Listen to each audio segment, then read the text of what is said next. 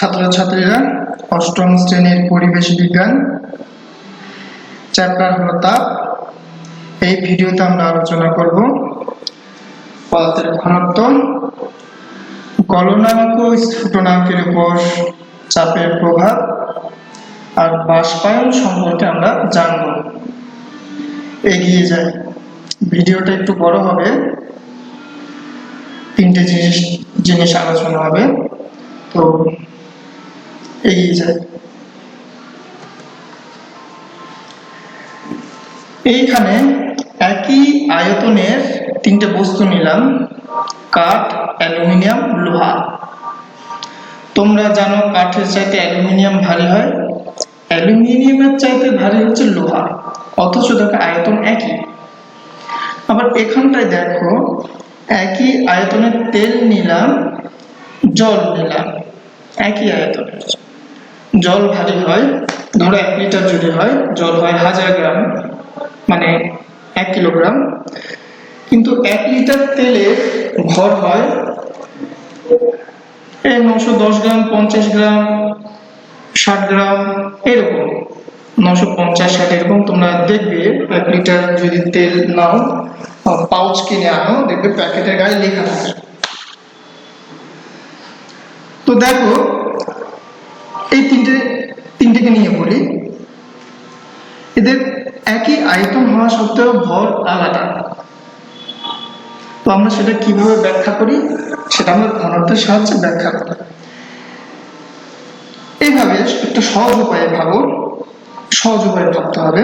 সেটা হচ্ছে কাঠের চাইতে অ্যালুমিনিয়াম ভারী, মানে এইখানে পদার্থের পরিমাণটা বেশি, মানে ঘন হয়ে আছে, বেশি ঘন হয়ে আছে। অ্যালুমিনিয়ামের চাইতে লোহা ভারী, মানে লোহার ভেতর এই ব্লকের মধ্যে যে পদার্থ সেটা বেশি ঘন হয়ে আছে। এইভাবে সহজ করে ভাবো। তো একই আয়তন নিলে আমরা দেখতে পাচ্ছি বিভিন্ন বস্তুর ভর বিভিন্ন রকম হচ্ছে, সেটাকে আমরা ঘনত্ব দিয়ে ব্যাখ্যা করি, ঘনত্বের সাহায্যে। ঘনত্ব কি? কোন পদার্থের একক আয়তনের ভরকে ঘনত্ব বলা হয়। পদার্থবিজ্ঞানের ভাষায় কোন পদার্থের আয়তন নিলাম, কত নিচ্ছি, 1 মিটার কিউব অথবা 1 সেন্টিমিটার কিউব, তার যে ভর হবে সেটাকে বলছি ওই পদার্থের ঘনত্ব। ঠিক আছে? তাহলে আমি যদি 1 মিটার কিউব নিই কিংবা 1 সেন্টিমিটার কিউব নিচ্ছি, ধরো কাঠের ব্লক নিলাম, অ্যালুমিনিয়াম নিলাম, লোহা নিলাম, তিনজনের ভর আলাদা, 1 সেন্টিমিটার কিউব নিয়ে পেলাম একই আয়তন নিয়ে, তার মানে এদের ঘনত্ব আলাদা। এখানেও একই আয়তন নিয়ে ভর আলাদা পাচ্ছি, এদের ঘনত্ব আলাদা। যার ঘনত্ব বেশি, একই আয়তন নিলে তার ভর বেশি হবে। ঠিক আছে? তো পদার্থ বিজ্ঞানের ভাষায় সংজ্ঞাটা হলো কোন পদার্থের একক আয়তনের ভরকে ওই পদার্থের ঘনত্ব বলা হয়। তো ম্যাথমেটিক্যালি, মানে গাণিতিক ভাষায় সমীকরণটা হচ্ছে এটা, ঘনত্ব হলো ভর বাই আয়তন। আচ্ছা দেখি, এতক্ষণ ধরে আমি যা বললাম আর এখানে একটা গাণিতিক সমীকরণ দিলাম, দেখি মিলছে কিনা, দেখা যাক। এই তিনটেকে নিয়ে বলি আমি, তিনটের একই আয়তন নিয়েছি, ধরে নাও 10, 10, 10, একই আয়তন নিয়েছি, এককে যাচ্ছি না, সেন্টিমিটার কিউব না মিটার কিউব, এককে যাচ্ছি না, এটা 10, 10, 10, একই আয়তন। তিনজনের ভর আলাদা, কাঠের ধরে নিচ্ছি 20, এর ধরে নিলাম 30, সুবিধার জন্য কিছু ডেটা ধরলাম, আর লোহার ধরে নিলাম কত, 40। দেখো কাঠের ঘনত্ব পেলাম 2, অ্যালুমিনিয়ামের পাচ্ছি এই হিসেব করে 3, আর লোহার পাচ্ছি 4। খেয়াল করো, লোহা সবচেয়ে ভারী এবং ঘনত্ব আমরা বেশি পেয়েছি। এই ডেটাগুলো ঠিক নয়, একেবারেই ঠিক নয়। এগুলো আমরা ধরে নিয়েছি, কল্পনা করে নিয়েছি, এটাকে 10, 10, 10 ধরলাম এবং ভর এরকম ধরেছি, কারণ আমি তো বলেছি কাঠ হালকা, অ্যালুমিনিয়ামের চাইতে লোহা ভারী, সেভাবেই ধরেছি। ঠিক আছে? তাহলে একই আয়তন নিয়েও দেখতে পাচ্ছি লোহা ভারী, কারণ তার ঘনত্ব বেশি। এখানেও একই আয়তন নিয়ে দেখতে পাচ্ছি জল ভারী কারণ জলের ঘনত্ব বেশি, তেল হালকা মানে তেলের ঘনত্ব জলের তুলনায় কম। ঠিক আছে, এবার আমরা অ্যাপ্রোচ করি এখানটায়। তো এখানটায় আগের সমীকরণ আমরা আয়তন একই রেখেছিলাম এই তিনটে ব্লকের, এবং ভর আলাদা পেয়েছি কারণ ঘনত্ব আলাদা। এবার উল্টো করে ভাববো, ভরটাকে একই রাখবো, দিকে আয়তন কিরকম হয় দেখছি। এখানটায় ডিপ ফ্রিজে জল নিয়ে ডিপ ফ্রিজে রাখলে জমে বরফ হয়ে গেল, সে গ্লাসটা বার করলে হচ্ছে বরফ। ঠিক আছে, বরফের আয়তন দেখতে পাচ্ছ। এই বরফ এই গ্লাসটা নিয়ে টেবিলে রেখে দাও, অনেকক্ষণ ধরে রেখে দাও, দেখবে বরফ গলে গেল, জল হয়ে গেল, আয়তন কমে গেছে। অদ্ভুত হয় এরকম, তোমরা এরকম পরীক্ষা করে দেখবে এবং এখানটা দাগ দিয়ে রাখবে, পেন দিয়ে হোক মার্কার দিয়ে হোক দাগ দিয়ে রাখবে। যখন বরফ হলো, ঠিক আছে, যা আয়তন পাচ্ছ সেটা গলে যখন জল হলো আয়তন কমে গেছে, কিন্তু ভর দেখো একই আছে, ভরটা একই থাকবে কারণ এখান থেকে তো পদার্থ সরেনি। ঠিক আছে, তাহলে বরফ গলে যখন জলে পরিণত হয় আয়তন কমে যায়। আয়তন নিচে রয়েছে, আয়তন কমে যাওয়া মানে কি? ভর একই, দুজনের ভর একই, আয়তন কমে গেছে, তাহলে ঘনত্ব কি জল এবং বরফের একই হবে কি? হবে না। তোমরা জানো ভগ্নাংশের নিচের সংখ্যাটা যদি বেড়ে যায় ফলাফলটা কমে যায়, ভগ্নাংশের নিচের সংখ্যাটা কমে গেলে ফলাফল বেড়ে যায়। দেখা যাক ঠিক তেমনি এখানে আমরা ধরছি দুজনের ভর তো একই, ধরে নিলাম বরফের 40, তাহলে এই জলটাও 40, কারণ এই বরফটাই গলে জল হয়েছে, এক্সট্রা কোন জল এখানে দেওয়া হয়নি কিংবা এখান থেকে তুলে নেওয়া হয়নি। তাহলে এটাও 40 সেটাও 40 ধরে নিলাম। এবার এটার আয়তন বেশি বরফের, ধরে নিচ্ছি 20, বরফ গলে যে জল হয়েছে আয়তন কমে গেছে, কমে গিয়ে আমি ধরে নিলাম 10, ধরে নিলাম 10 হয় না, এটা যদি 20 হয়, জল হয়তো 18 হতে পারে কিংবা 16 হতে পারে, কিন্তু আমার যাতে আমার ভাগ করতে যাতে সুবিধা হয়, তোমাদের বোঝাতে সুবিধা হয়, তাই জন্য এরকম একটা ডেটা ধরে নিয়েছি। ঠিক আছে, যাতে বোঝাতে সুবিধা হয়। তো দেখো এই যে ভগ্নাংশটা এই যে জলের ক্ষেত্রে কমে গেছে, আয়তন কমে গেছে, এই যে আয়তন কমে গেছে, আয়তন এই যে আয়তন কমে গেছে, আয়তন সেটাকে 10 ধরে নিলাম। দেখো বরফের পাচ্ছি কত ঘনত্ব 2, জলের পাচ্ছি 4। তাহলে একই ভরের পদার্থ অবস্থার পরিবর্তন হলো যদি আয়তন কমে যায় ঘনত্ব বেড়ে যায়, আমার সমীকরণ তাই বলছে। এই যেটা, তাহলে গলনের ফলে যদি কোনো বস্তুর আয়তন কমে, এটা খুব গুরুত্বপূর্ণ প্রশ্ন এবং তোমাদের আসে, গলনের ফলে যদি কোনো বস্তুর আয়তন কমে তাহলে ঘনত্ব কি বাড়বে না কমবে? ঘনত্ব বাড়বে। একটা জিনিস দেখো, ভর একই রয়েছে, আয়তন কমে গেছে, যে ভর একই রয়েছে, দেখো আয়তন কমে গেছে, 10 ছিল, 20 ছিল, 10 হয়েছে, আয়তন কমে গেছে, তাহলে স্বাভাবিকভাবে ঘনত্ব বাড়বে। তার মানে জলের ঘনত্ব পাচ্ছি বেশি, বরফের ঘনত্ব জলের তুলনায় কম। একটা গুরুত্বপূর্ণ ডেটা আমরা পেয়ে গেলাম। ঠিক আছে, আবার রিপিট করছি, গলনের ফলে কোনো বস্তুর আয়তন যদি কমে যায় তবে তার ঘনত্ব বাড়ে। উদাহরণ বরফ, ঢালাই লোহা ইত্যাদি। এতে গলে যাওয়ার পর আয়তন কমে, ঘনত্ব বেড়ে যায়। খুব গুরুত্বপূর্ণ প্রশ্ন। আমরা পরের স্লাইডে চলে যাই। যে প্রশ্ন, ঘনত্ব কাকে বলে আলোচনা হয়েছে।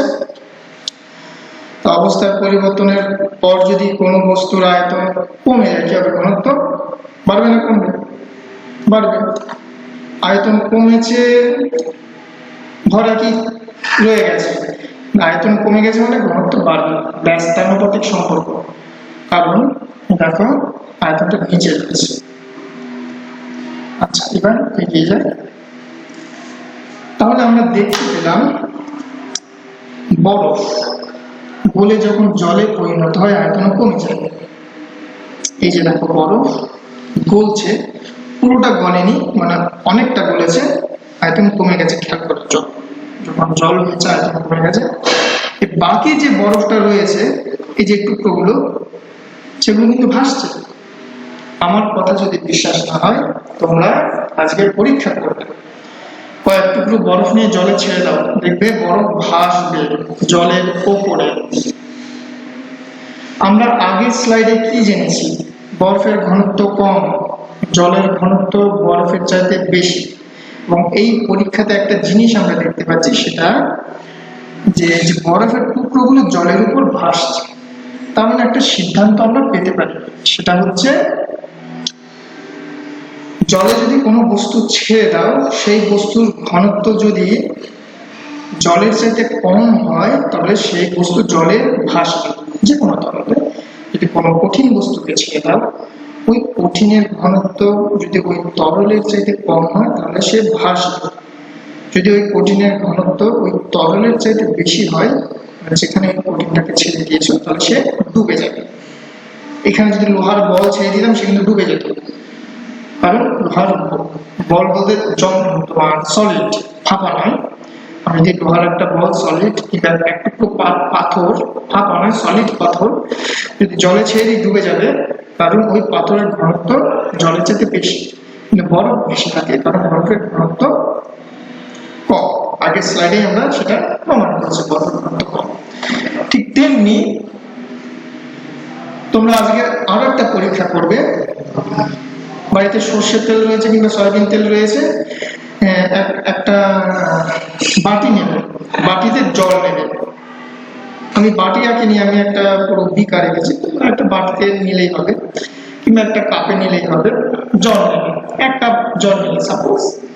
ওখানে এক ফোঁটা তেল ছেড়ে দাও, দেখবে তেলটা ভাসবে, তেল ডুববে না, তেল ভাসবে। কারণ তেলের ঘনত্ব কম, সেটা আমরা আগের স্লাইডে প্রমাণ করেছি। তেলের ঘনত্ব কম জলের তুলনায়, তাই জন্য ভাসে। জলের উপর তেল ভাসে কারণ কি? জলের তুলনায় তেলের ঘনত্ব কম, কার তুলনায়? জলের তুলনায়। ঠিক আছে? আচ্ছা, এখানটা আরেকটা জিনিস বলি, বরফ গলে যখন জলে রূপান্তরিত হচ্ছে তখন আয়তনে কমে যাচ্ছে। যদি উল্টোটা হয়, মানে জল জমে বরফ হয়, তাহলে কি আয়তন বাড়বে? স্বাভাবিক কথা। এটা যখন গলে যাচ্ছে আয়তন কমে যাচ্ছে, এবং আমি যদি এটাকে ফ্রিজে রেখে দিই, ডিপ ফ্রিজে, তখন এটা যখন জমে যাবে তখন এর আয়তন বেড়ে যাবে বরফ। ঠিক আছে? এটা খুব গুরুত্বপূর্ণ, এটা একটু পরেই আমাদের লাগবে, তাই আমি বলে রাখলাম। এই যে দেখো, আচ্ছা আমরা পেলাম বরফ জলের উপর ভাসে, তাই তো? তাহলে শীত প্রধান দেশে তোমরা জানো লেকের জল, নদীর জল জমে যায়, তাহলে ওখানে জলজ প্রাণী এবং মাছ কি করে বেঁচে থাকে? এই যে দেখো, জল যখন জমছে, নদীর জল বা লেকের জল, প্রথমে হয় কি, উপরের লেয়ারটা জমে, উপরের লেয়ারটা জমে বরফে পরিণত হয়। এবং যেহেতু বরফে পরিণত হলো, বরফ কি করে? জলের উপরে ভাসে, ডুবে যায় না, ভাসে। এই যে দেখো একটা লেয়ার তৈরি হয়েছে, বরফের লেয়ার, এবং সেটা ভাসছে। তাহলে কি হচ্ছে? নিচে তো জল রয়ে গেছে, ভাসছে ঠিক আছে, কিন্তু নিচে তো জল রয়ে গেছে। এই যে দেখো, এটাকে বলা হয় হিমশৈল। সমুদ্রের জলে ভাসছে, অ্যান্টার্কটিকার দিকে গেলে দেখতে পাবে, তোমরা শুনে থাকবে টাইটানিক নামের একটা জাহাজ, একটা বড় হিমশৈলের সঙ্গে ধাক্কা গিয়ে ধ্বংস হয়ে গেছিল। এটা বিশাল বড় বড় বরফের চাই, ঠিক আছে? একটা জাহাজ ভেঙে টুকরো হয়ে গেছে, তার মানে কতটা ভারী, কতটা সাইজে করে কল্পনা করো।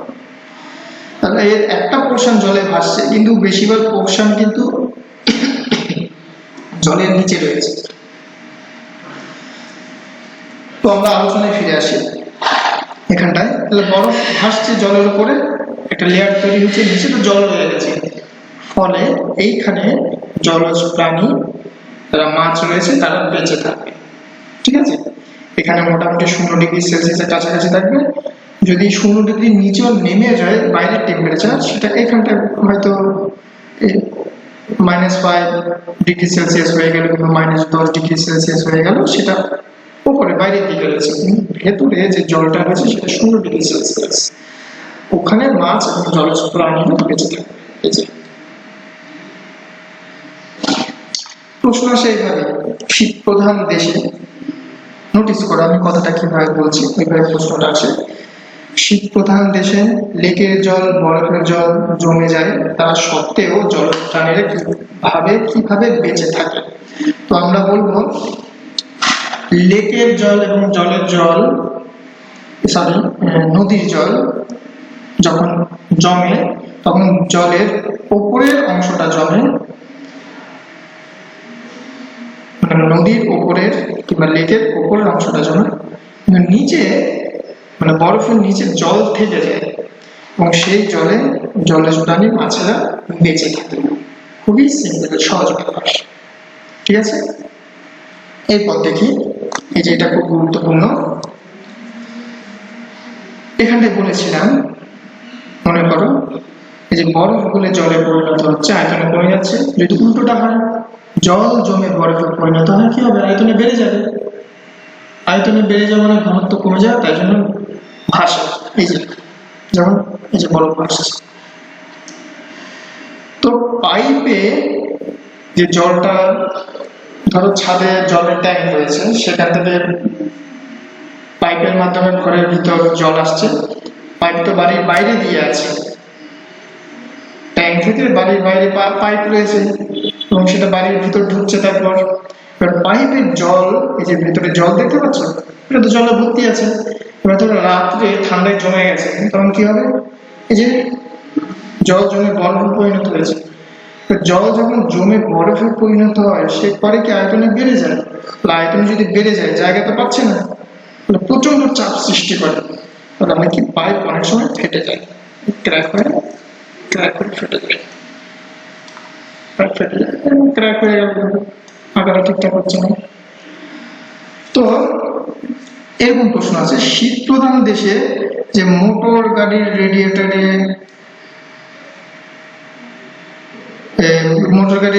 কিংবা তোমার জলের পাইপ ফেটে যায় কেন? জলের পাইপ ফেটে যায় কেন? তো আমরা বলবো জল যখন জমে বরফে পরিণত হয়, আয়তনে বেড়ে যায়, ফলে মোটর গাড়ির রেডিয়েটর এবং পাইপে জল জমে গেলে যা আয়তনে বেড়ে যাচ্ছে, তার ফলে রেডিয়েটর এবং পাইপের ভেতর প্রচন্ড চাপের সৃষ্টি হয়। মানে ওই যে বরফ প্রচন্ড চাপ সৃষ্টি করে, তাই জন্য ফেটে যায়। খুব সহজ, একেবারেই জটিল, ঠিক আছে। আমরা দেখি এই স্লাইড থেকে কি কি প্রশ্ন পাচ্ছি। একটা তো পাবো যে বরফ জলের উপর ভাসে কেন, কিংবা তেল কেন ভাসে। এই যে বরফ জলের উপর ভাসে কেন? কারণ বরফের ঘনত্ব কম জলের তুলনায়। আমরা বলবো জলের তুলনায় বরফের ঘনত্ব কম।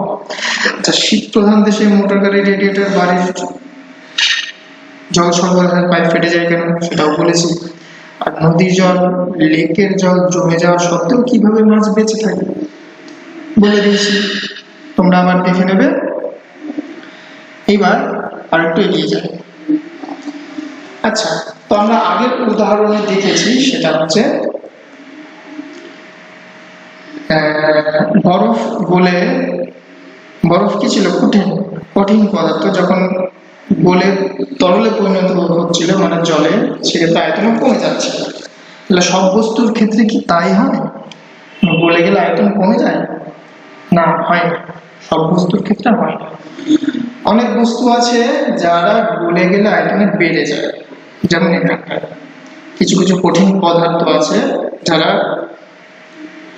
গলে যাওয়ার পর আয়তন বাড়ে। আচ্ছা, এটা বলে দিই, এটা কঠিন, এটা তরল। এটা কঠিন, লিখছি।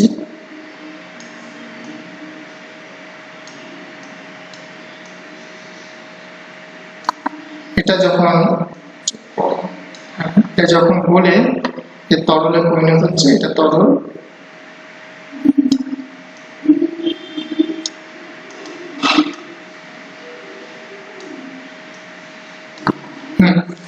উদাহরণ হচ্ছে অ্যালুমিনিয়াম, সীসা মানে লেড, পেন্সিলের শীষ নয় কিন্তু লেড, মোম। এই যে কঠিন অবস্থা যখন আছে, ঠিক আছে, সেটাকে কঠিন অবস্থায় আছে ধরো, সেটাকে আমরা তাপ দিয়ে গলাবো, দেখবো আয়তন বেড়ে গেছে। এক এক পদার্থের বৈশিষ্ট্য এক এক রকম। বরফের ক্ষেত্রে আমরা পাচ্ছিলাম বরফ কঠিন এবং যখন গলাচ্ছিলাম বলে জলে পরিণত হচ্ছিল, আয়তন কমে যাচ্ছিল। আর এদের ক্ষেত্রে আয়তন বেড়ে যাচ্ছে। ঢালাই লোহার ক্ষেত্রেও কিন্তু বরফের মতো হচ্ছিল, আয়তন কমে যাচ্ছিল গলনের ফলে। তাহলে এই যে আয়তন বেড়ে গেল, ঘনত্ব কমবে না বাড়বে? আয়তন দেখো নিচে রয়েছে, নিচের সংখ্যাটা বেড়ে যাওয়া মানে ফলাফলটা কমে যাওয়া। মানে আয়তন যদি বেড়ে যায়, যে আয়তন যদি বাড়ে ঘনত্ব কমে, সহজ কথা। ঠিক আছে? তো এরকম প্রশ্ন আসে, খুব সহজ প্রশ্ন, সেটা হচ্ছে অবস্থার পরিবর্তনের ফলে কোনো বস্তুর আয়তন যদি বাড়ে সেক্ষেত্রে ঘনত্ব বাড়বে না কমবে? যে আয়তন যদি বাড়ে, আমি বলেছিলাম ব্যস্তানুপাতিক সম্পর্ক, তাহলে ঘনত্ব কমবে। আয়তন বাড়লে ঘনত্ব কমবে, স্বাভাবিক কথা। আয়তন নিচে রয়েছে, ঘনত্ব পরিবর্তন হচ্ছে না। গলনের ফলে আয়তন বাড়ছে, এরকম উদাহরণ দাও। এই যে অ্যালুমিনিয়াম বলবো, আমরা সীসা বলবো, মোম বলবো। ঠিক আছে, এগিয়ে যাচ্ছি এখানটা। এই ছবিতে দেখো বরফ গলে জলে পরিণত হচ্ছে। ঠিক আছে, উদাহরণ কি বলেছিলাম? এটা বরফ গলে জলে পরিণত হচ্ছে। আচ্ছা ঠিক আছে, ঢালাই লোহার পিতল এদের ক্ষেত্রেও খাটে। মানে যখন গলনের ফলে এটা তরলে পরিণত হয় তখন আয়তনে কমে যায়। ঠিক আছে, আমি এখানে যেহেতু আগের স্লাইডগুলোতে আমি বরফ দেখিয়েছি তাই এটা বরফের ছবিটাই দিলাম। তাহলে কঠিন ছিল, গলালাম, তরলে পরিণত হলো, আয়তনে কমে গেছে। পরিষ্কার বোঝা যাচ্ছে আয়তনে কমে গেছে। কাদের ক্ষেত্রে হয়? এই কয়েকটা উদাহরণ দিলাম। দেখো চাপ প্রয়োগ করছি। এখন চাপ প্রয়োগ যদি করো, গলনাঙ্ক বেড়ে যাবে না কমে যাবে? গলনাঙ্ক মানে যে উষ্ণতায়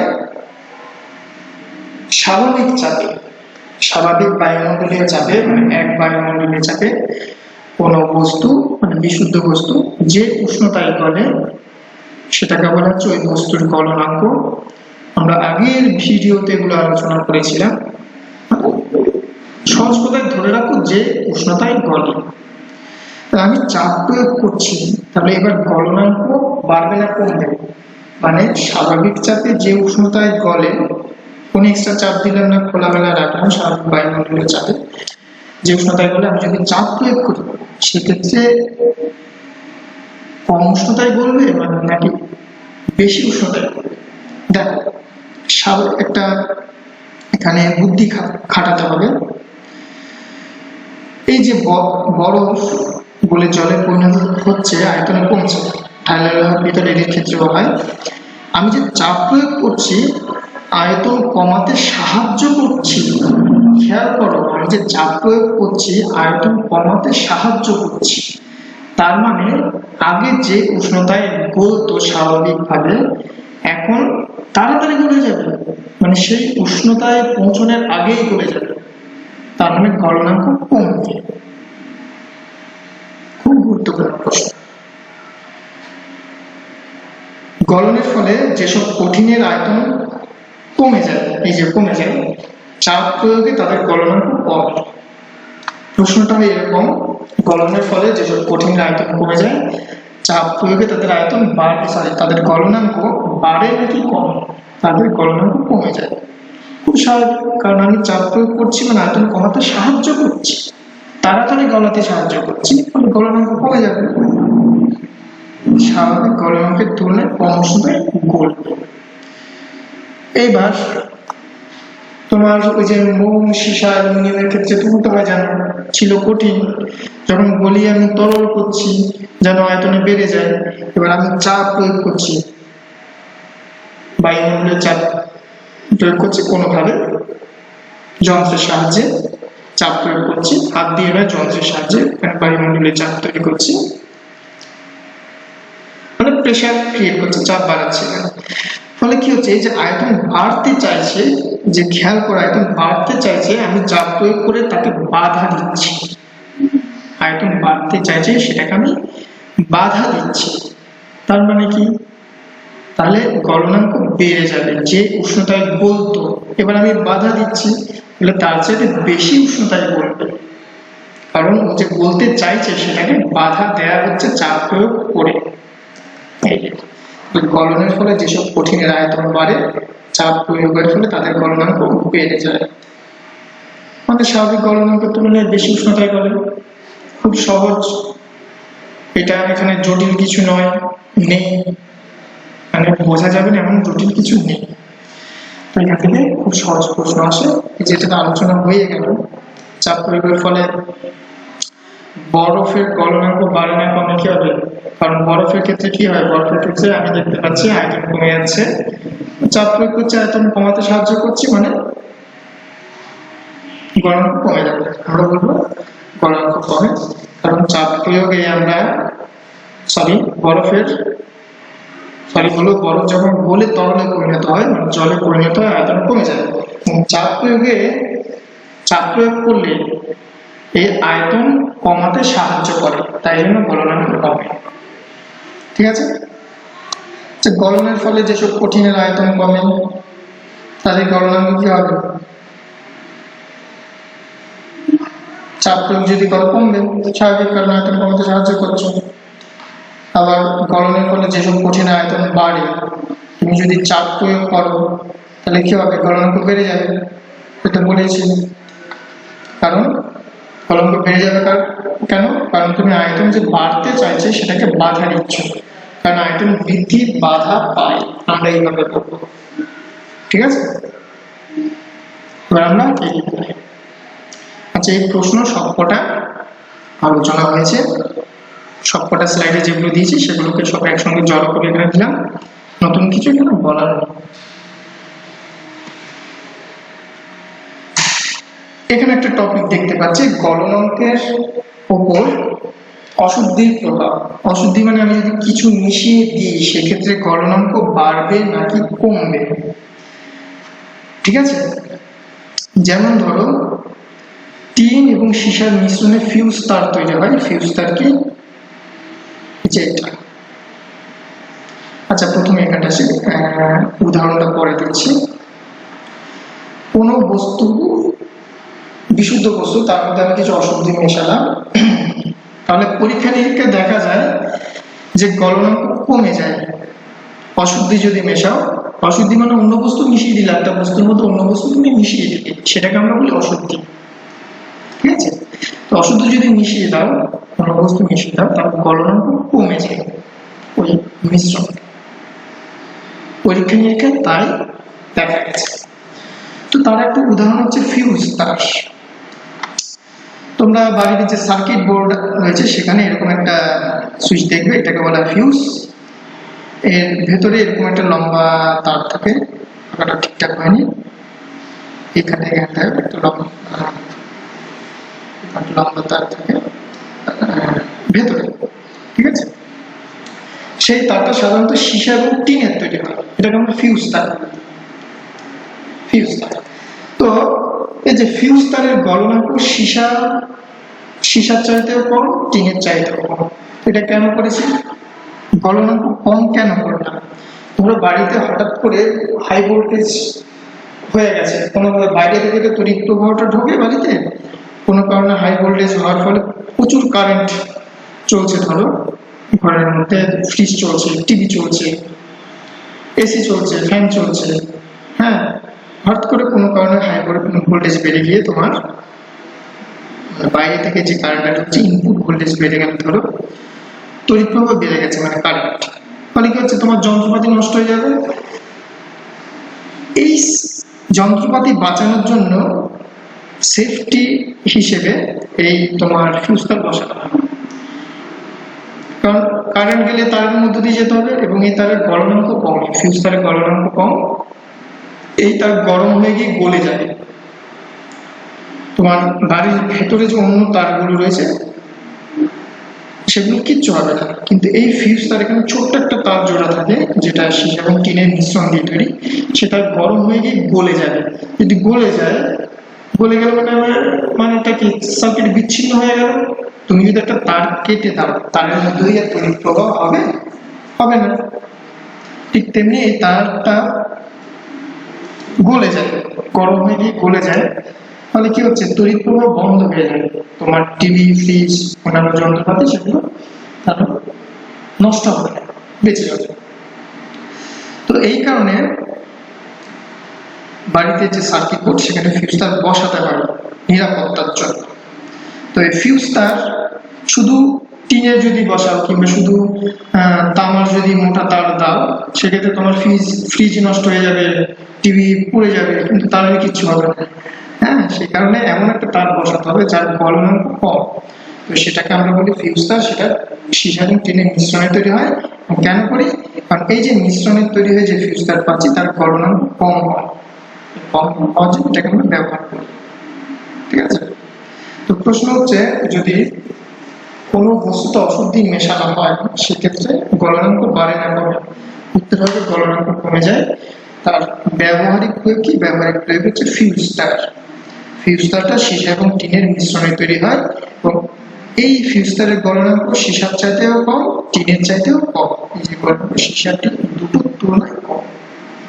ঠিক আছে? নিরাপত্তার জন্য আমরা এটা বাড়িতে ব্যবহার করি সার্কিট। আরেকটা জিনিস, বরফের গলনাঙ্ক 0°C, মানে বরফ 0°C উষ্ণতায় গলে। তো বরফে অশুদ্ধি হিসেবে ধরো আমি নুন মিশিয়ে দিলাম, যে বরফে নুন মিশিয়ে দিলাম, সেক্ষেত্রে গলনাঙ্ক বাড়বে না কমবে? আমি বলেছি কঠিনের গলনাঙ্ক কমে যায় অশুদ্ধি মেশালে। তাহলে বরফকে গুঁড়ো গুঁড়ো করে আমি যদি নুন মিশিয়ে দিই, তাহলে সেক্ষেত্রে মিশ্রণের গলনাঙ্ক কমে যাবে। পরীক্ষা নিরীক্ষায় তাই দেখা গেছে। ঠিক আছে?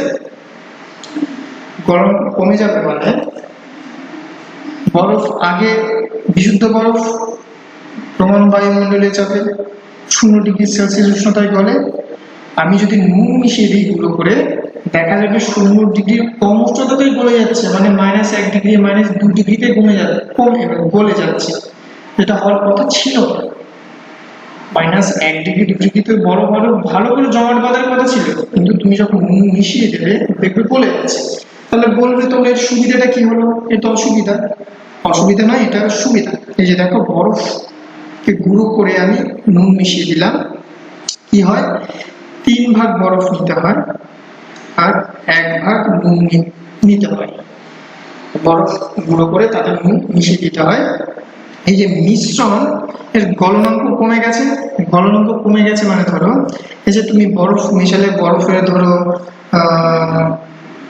-5°C ধরো, তাতে নুন মিশিয়ে দিলে, এবার গলনাঙ্ক 0°তে গলার কথা বরফটার, কিন্তু গলনাঙ্ক কমে গেছে, ধরো -2° কিংবা -1°তে ধরো গলে যাচ্ছে, সাপোজ ধরে নিলাম। তাহলে 0° পৌঁছানোর আগেই গলে যাবে। গলার জন্য তাপটা কোত্থেকে নেবে? এ তো গলনাঙ্ক কমে গেছে। গলার জন্য তাপটা কোত্থেকে নেবে? আমরা আগের ভিডিওতে পড়েছি, কোন বস্তুর যে অবস্থার পরিবর্তন হয়, অবস্থার পরিবর্তনের জন্য দরকার পড়ে লীন তাপ, না হলে অবস্থার পরিবর্তন হবে না। উষ্ণতা একই থাকে এবং অবস্থা পরিবর্তনের সময় উষ্ণতা একই থাকে, কিন্তু একটা তাপ দরকার হয়, সেটাকে বলি আমরা লীন তাপ, যেটা না হলে অবস্থার পরিবর্তন হবে না।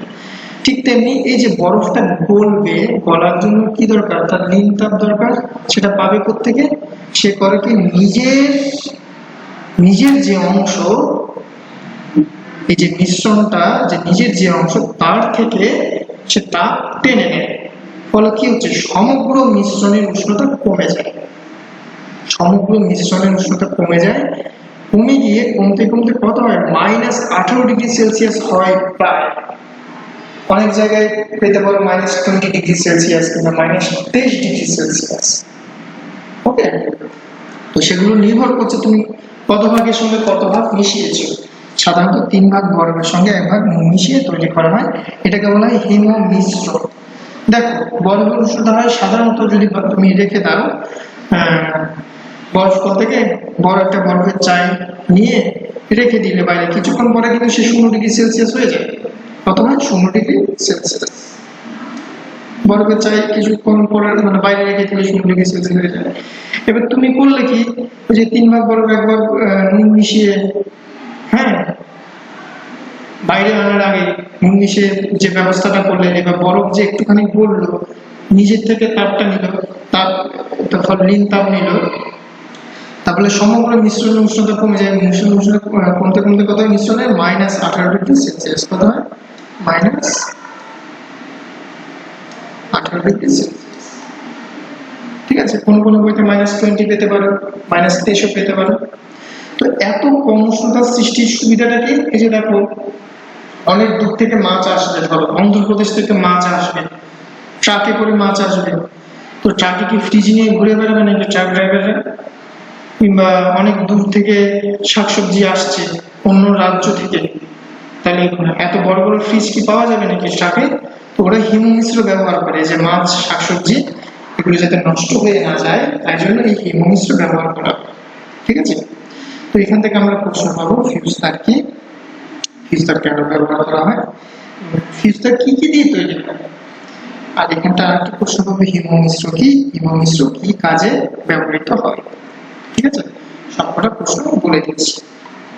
আচ্ছা, বরফে নুন মেশালে কি হয়? মিশ্রণের গলনাঙ্ক কমে যায়, তাই জন্য তো আগেই গলে যাচ্ছে এবং তাপটা নিচ্ছে কি নিজের বডি থেকে নিচ্ছে, তাই জন্য আরো উষ্ণতা কমে যাচ্ছে। ঠিক আছে, আচ্ছা আমরা এগিয়ে যাই। তো আমরা গরম নিয়ে আলোচনা করেছি অনেক, এইবার আলোচনা করবো স্ফুটন নিয়ে। জলকে ফোটাবো, তেলকে ফোটাবো।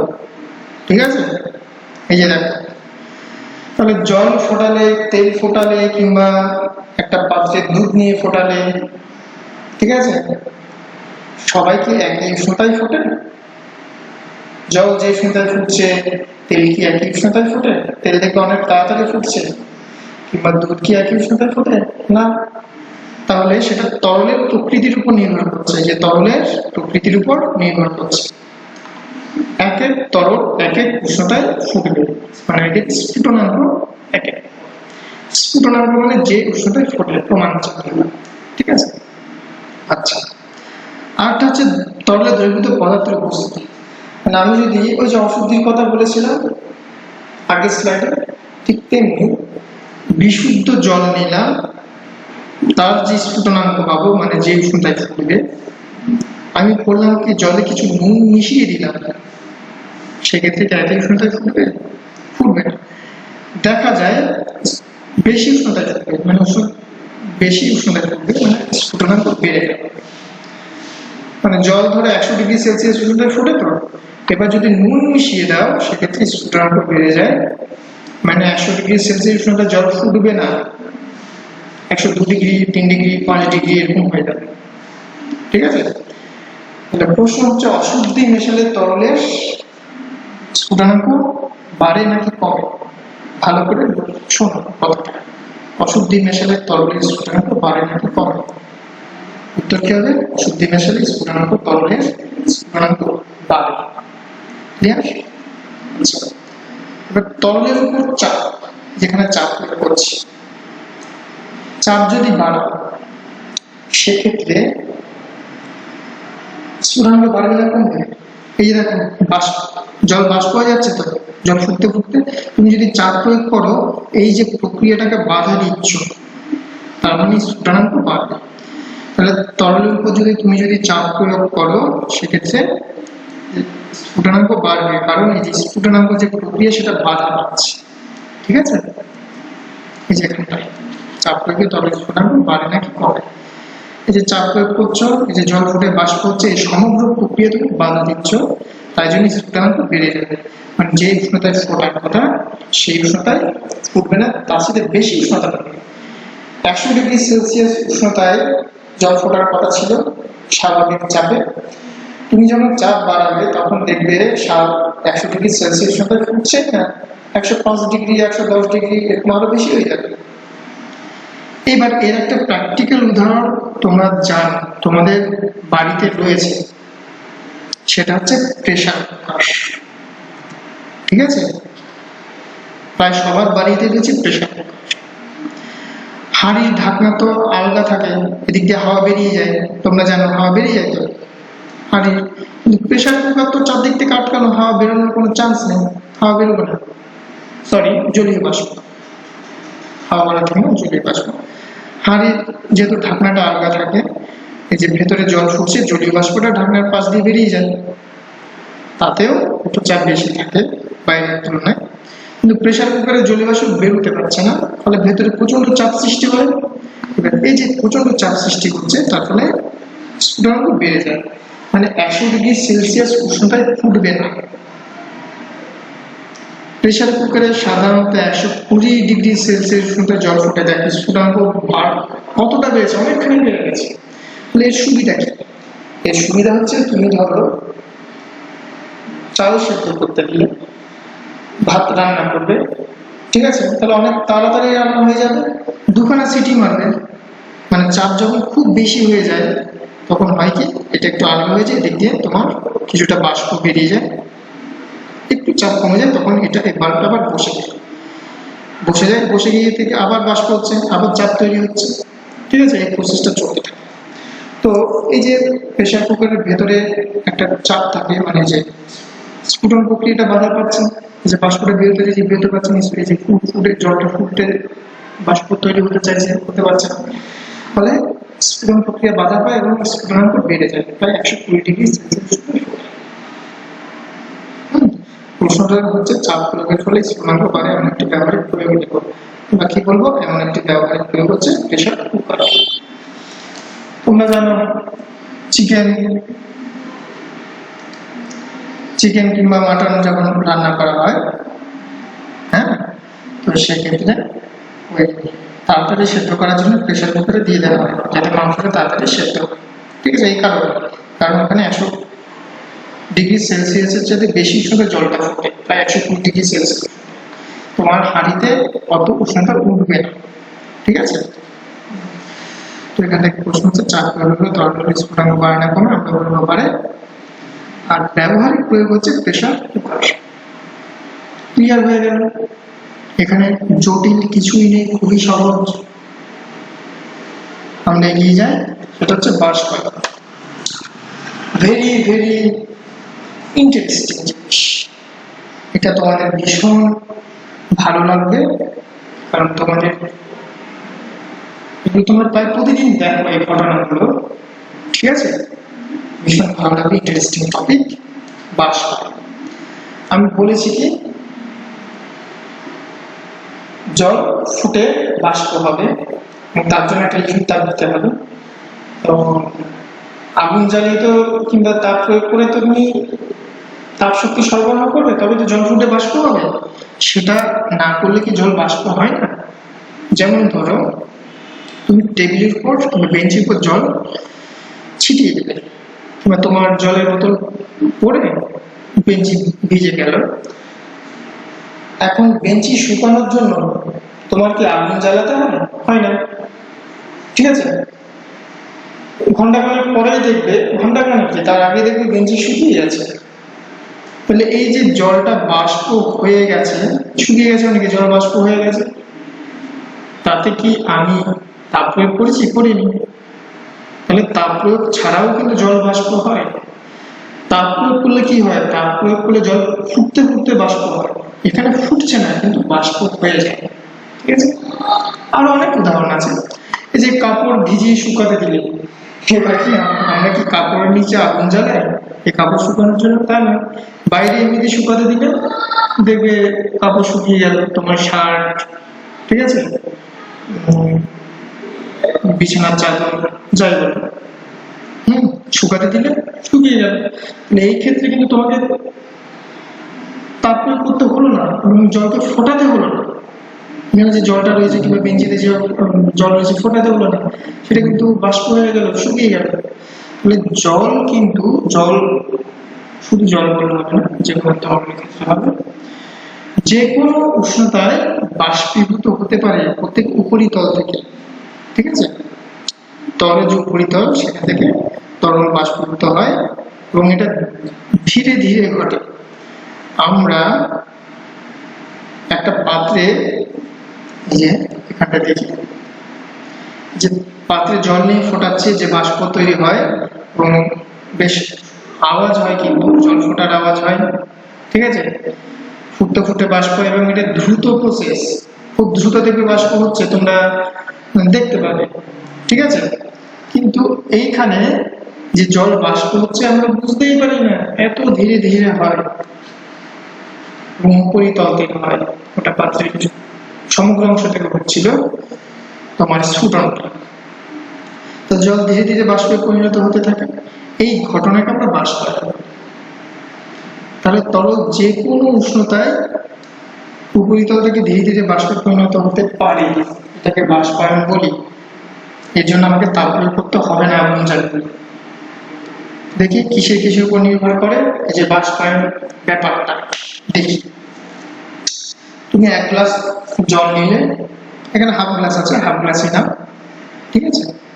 এরকম আরেকটা হাফ গ্লাস নিয়ে জলটা মেঝের উপর ছড়িয়ে দিতে হবে।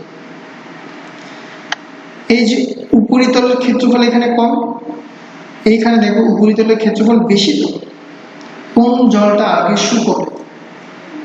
তোমরা ভালোই জানো, এই জল 7 দিন রেখে দিলেও শুকোবে না, 2 দিন রেখে দাও তাও শুকোবে না, ঠিক আছে। কিন্তু মেঝেতে তুমি যদি জল এভাবে ছড়িয়ে দাও, সেটা কিন্তু শুকিয়ে যাবে, ঘন্টাখানেকের বেশি লাগবে বলে তো মনে হয় না। ভালো যদি সারা মেঝে এই পরিমাণ জল সমগ্র মেঝেতে ছড়িয়ে দাও, তাহলে মনে হয় না ঘন্টাখানেকের বেশি কিছু সময় লাগবে। তো দেখো এখানে ক্ষেত্রফল কম উপরিতলের, এখানে ক্ষেত্রফল বেশি। তাহলে উপরিতলের ক্ষেত্রফল যদি বাড়ে, তাহলে বাষ্পায়ন দ্রুত হয়, বাষ্পায়ন বেড়ে যায়, ঠিক আছে। এখানটাও দেখো যে বিছানার চাদর এবার গুটিয়ে রাখলাম, এবং এটা ভেজা বিছানার চাদর শুকাতে দেবে, এবার গুটিয়ে রাখলে এর থেকে তাড়াতাড়ি শুকোবে নাকি এইভাবে যদি মেলে দাও তাড়াতাড়ি শুকোবে? তোমরা জানো আমি যদি বিছানার চাদর পুরো মেলে দিই তবেই তাড়াতাড়ি শুকোবে, ঠিক আছে। কারণ এই যে ক্ষেত্রফল দেখো বেশি, এই ক্ষেত্রফলটা এখানে কম।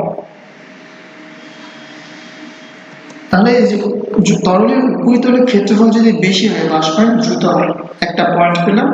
আরেকটা পয়েন্ট, সেটা হচ্ছে বাষ্পায়ন যে কোনো উষ্ণতায় তো ঘটে, সেটা তো আগেই বলেছি, কিন্তু উষ্ণতা যদি বাড়ে সেক্ষেত্রে বাষ্পায়ন বাড়ে।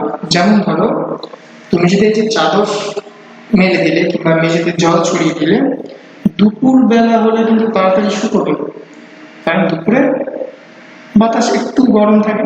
যদি রাত্রে তো বাতাস ঠান্ডা তুলনামূলক ভাবে, তাহলে রাত্রে কিন্তু তাড়াতাড়ি শুকোবে। তার মানে উষ্ণতা যদি বাড়ে, বাষ্পায়ন তাড়াতাড়ি হয়। আরেকটা খুব গুরুত্বপূর্ণ, জলের তরলের উপরিতলের ক্ষেত্রফল যদি বেশি হয়, উপরিতলের ক্ষেত্রফল বাষ্পায়ন দ্রুত হয়, ঠিক আছে। আচ্ছা, এটা গেল। তারপর দেখি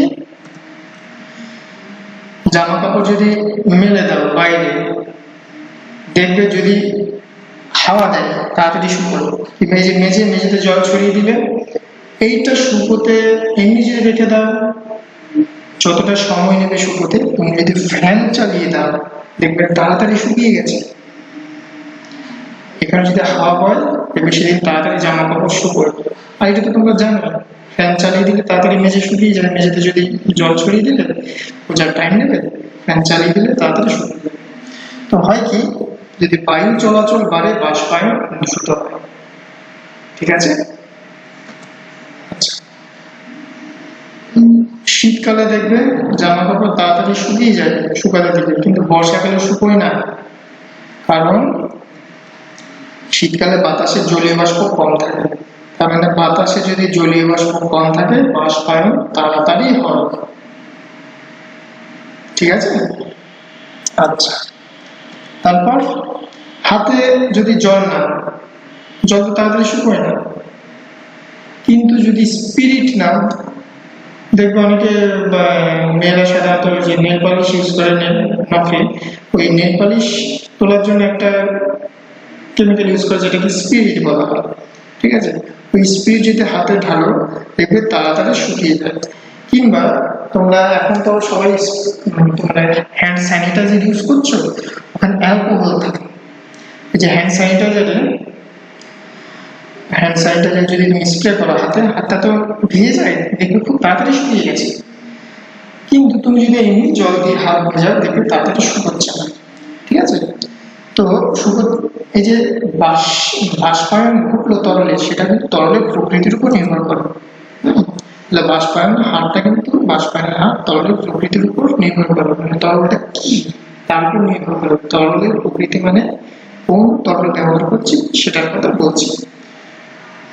জলের বাষ্পায়ন ধীরে হয়, স্পিরিটের বাষ্পায়ন দ্রুত হয়, ঠিক আছে?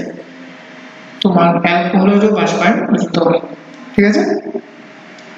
তো এখানে আমরা যে প্রশ্নটা পাবো বাষ্পায়ন কাকে বলে এবং বাষ্পায়ন কোন কোন বিষয়ের উপর নির্ভর করে সবকটা আলোচনা হয়ে গেছে। এখানে আগে যে আলোচনাটা করেছি বাষ্পায়ন সম্পর্কে সেটাকে একসাথে সব এনে দিয়েছি। যে কোনো উষ্ণতায় তরল উপরিতল থেকে ধীরে ধীরে বাষ্পে পরিণত হয়, এটাকে আমরা বলি বাষ্পায়ন। আর নির্ভর করছে তোমার উপরিতলের ক্ষেত্রফলের উপর। তারপর যদি উষ্ণতা বাড়ে বাষ্পায়ন বাড়ে, বায়ু চলাচল যদি বাড়ে বাষ্পায়ন দ্রুত হয়। ওই যে বলেছিলাম ফ্যান ছেড়ে দিলে মেঝে তাড়াতাড়ি শুকিয়ে যায়, আর মেঝের যে জলটা সেটা বাষ্পীভূত হয়। বাষ্পায়ন বলছি এই কারণে, কারণ আমাকে কিন্তু তাপ প্রয়োগ করে জলটাকে বাষ্পে পরিণত করতে হয়নি, এমনি বাষ্পীভূত হয়ে গেছে, ঠিক আছে? আর বাতাসে যদি জলীয় বাষ্প কম থাকে বাষ্পায়ন তাড়াতাড়ি হয়, যেমন শীতকালে। আর তরলের প্রকৃতির উপর নির্ভর করে। তো আজকের ভিডিও এখানেই শেষ হলো। আমরা তাপ সঞ্চালন পদ্ধতি নিয়ে পরের ভিডিওতে আলোচনা করব। আজকে এখানেই থাক।